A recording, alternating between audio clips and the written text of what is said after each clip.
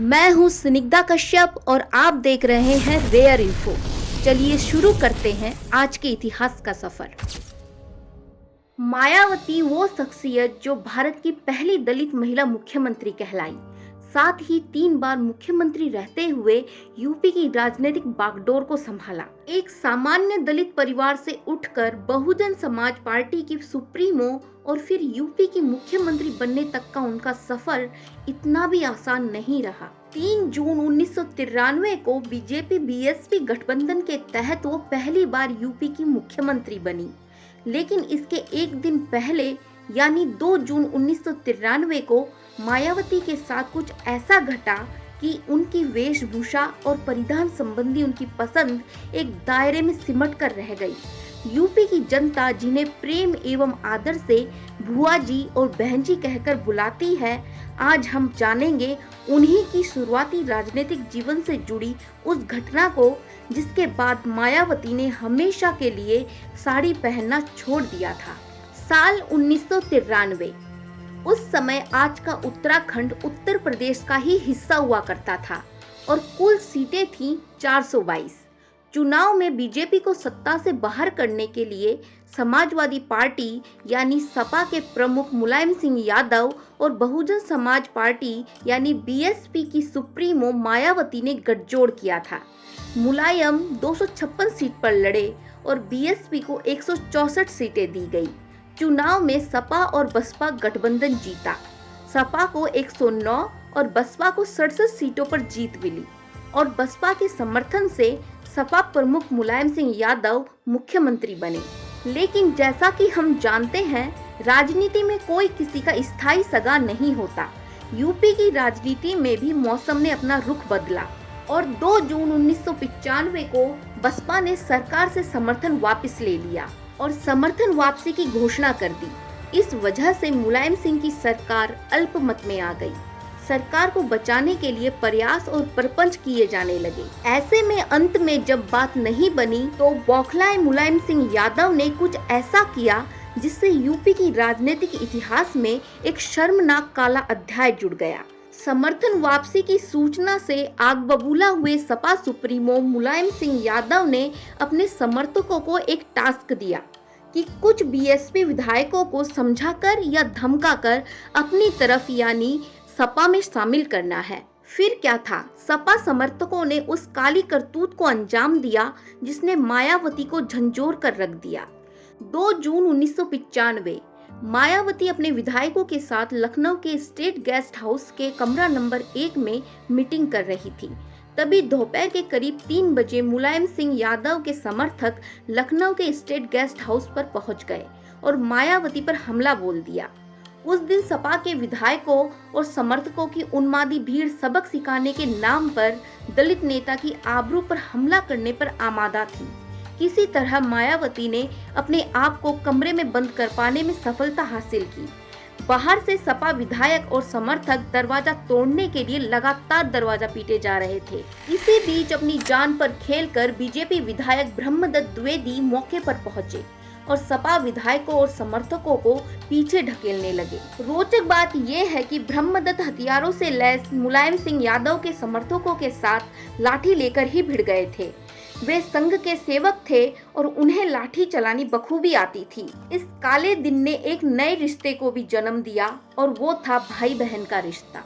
ब्रह्मदत्त ने मायावती की जान बचाने के लिए अपनी जान की भी परवाह नहीं की। यही वजह है कि मायावती ने भी उन्हें हमेशा अपना बड़ा भाई माना और कभी उनके खिलाफ अपना उम्मीदवार खड़ा नहीं किया। जब गुंडों ने बाद में ब्रह्मदत्त द्विवेदी की गोली मारकर हत्या कर दी थी, तब मायावती उनके घर गई और फूट फूट कर रोई। उनकी विधवा ने जब चुनाव लड़ा तब मायावती ने उनके खिलाफ भी कोई उम्मीदवार नहीं उतारा, बल्कि लोगों से अपील की थी कि मेरी जान बचाने के लिए दुश्मनी मोल लेकर शहीद होने वाले मेरे भाई की विधवा को वोट दें। 2 जून 1995 की उस दोपहर को मुलायम के विधायक और समर्थक मायावती के खून के प्यासे हुए बैठे थे। वे लगातार दरवाजा पीटे जा रहे थे, मायावती को अश्लील बातें और जाति सूचक गालियां दे रहे थे। मायावती के विधायकों ने जल्दी से मुख्य दरवाजा बंद कर दिया था, लेकिन झुंड ने उसे तोड़कर खोल दिया और असहाय बसपा विधायकों पर टूट पड़े। और उन्हें थप्पड़ और लात घुसे मारने लगे। गेस्ट हाउस में मायावती के विधायकों को इस तरह से धर दबोचा जा रहा था जैसे मुर्गियों को कसाई खाने ले जाया जा रहा हो। बताया जाता है कि कम से कम 5 बसपा विधायकों को घसीटते हुए जबरदस्ती गेस्ट हाउस के बाहर ले जाकर गाड़ियों में डाल दिया गया और उन्हें मुख्यमंत्री मुलायम सिंह यादव के निवास स्थान पर ले गए, जहां उन विधायकों को एक कागज पर मुलायम सिंह सरकार को समर्थन देने की शपथ लेते हुए दस्तखत करने को कहा गया था। कुछ विधायक तो इतना डर गए थे कि उन्होंने कोरे कागज पर ही दस्तखत कर दिए। मायावती को 2 पुलिस अफसरों की हिम्मत ने बचाया। ये थे विजय भूषण और सुभाष सिंह बघेल। इन दोनों ने कुछ सिपाहियों को लेकर बड़ी मुश्किल से पगलाई भीड़ को पीछे धकेला। फिर वे सब गलियारे में कतारबद्ध होकर खड़े हो गए ताकि कोई भी उन्हें पार न कर सके। फिर भी गुस्साई भीड़ लगातार नारेबाजी करती रही और मायावती को अश्लील गालियां देना जारी रखा। चौंकाने वाली बात ये रही कि जब गेस्ट हाउस में ये सब हो रहा था तब गेस्ट हाउस के तमाम सुरक्षा कर्मी और अधिकारी वहां मौजूद थे, लेकिन कुछ पुलिस अफसरों के अलावा बाकी किसी ने इस पागलपन को रोकने की कोई कोशिश नहीं करी। ये सब लगभग 2 घंटे तक चलता रहा। कई बसपा विधायकों का अपहरण किया जा रहा था और मायावती के कमरों पर आक्रमण हो रहा था। उस समय वहां लखनऊ के senior superintendent of police OP Singh भी मौजूद थे, लेकिन वो मजे से सिर्फ सिगरेट फूंकते रहे और भीड़ को खदेड़ने के लिए कुछ भी नहीं किया। दूसरी तरफ हमला शुरू होने के तुरंत बाद रहस्यात्मक ढंग से गेस्ट हाउस की बिजली और पानी की सप्लाई काट दी गई, जो कि प्रशासन की मिलीभगत का एक और संकेत था। लखनऊ के डिस्ट्रिक्ट मजिस्ट्रेट राजीव खेर के वहां पहुंचने के बाद ही वहां की परिस्थिति में सुधार आया।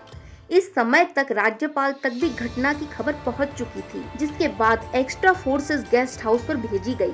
डिस्ट्रिक्ट मजिस्ट्रेट फोर्सेस की मदद से मुलायम के समर्थकों और विधायकों को गेस्ट हाउस के दायरे से बाहर खदेड़ने में सफल रहे। इसके लिए उन्हें विधायकों पर लाठीचार्ज करने के हुक्म का सहारा लेना पड़ा।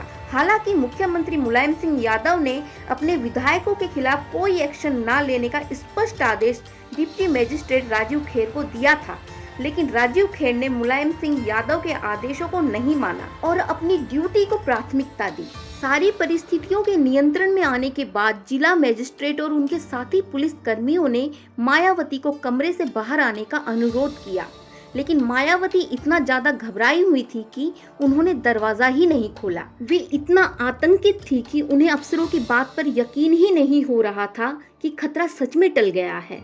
लगातार अनुरोध करते रहने के बाद जब उन्होंने दरवाजा खोला तब तक काफी रात हो चुकी थी। दूसरी तरफ मुख्यमंत्री मुलायम सिंह यादव का आदेश न मानने की वजह से डिस्ट्रिक्ट मजिस्ट्रेट राजीव खेर का उसी रात 11 बजे ट्रांसफर कर दिया गया। 2 जून 1995 के दिन स्टेट गेस्ट हाउस में जो कुछ हुआ उसने मायावती को बुरी तरह से झंझोर कर रख दिया। मायावती के जीवन पर आधारित अजय बोस की किताब बहनजी में गेस्ट हाउस पर उस दिन घटी घटना की जानकारी विस्तार से मिलती है। बताया जाता है कि 1995 के गेस्ट हाउस कांड में मुलायम सिंह यादव के गुंडों ने बसपा सुप्रीमो मायावती को कमरे में बंद करके मारा और उनके कपड़े तक फाड़ दिए थे। बड़ी मुश्किल से वे अपनी जान और आबरू बचाकर खुद को कमरे में बंद कर पाई थी। इस शर्मनाक घटना ने मायावती की आत्मा पर इतने गहरे घाव छोड़े कि उन्होंने हमेशा के लिए साड़ी पहनना छोड़ दिया और फुल बाजू और फुल कॉलर की सूट सलवार पहनने लगी। उस कांड के बाद मायावती को कभी दूसरे परिधान में नहीं देखा गया। आपको क्या लगता है, सत्ता के लिए लोकतंत्र और राजनीति को कलंकित और धूमिल करना क्या उचित है? अपने विचार जरूर कमेंट करके बताएं और ऐसे ही गुमनाम इतिहास को जानने के लिए चैनल को सब्सक्राइब जरूर करें। Thanks for watching.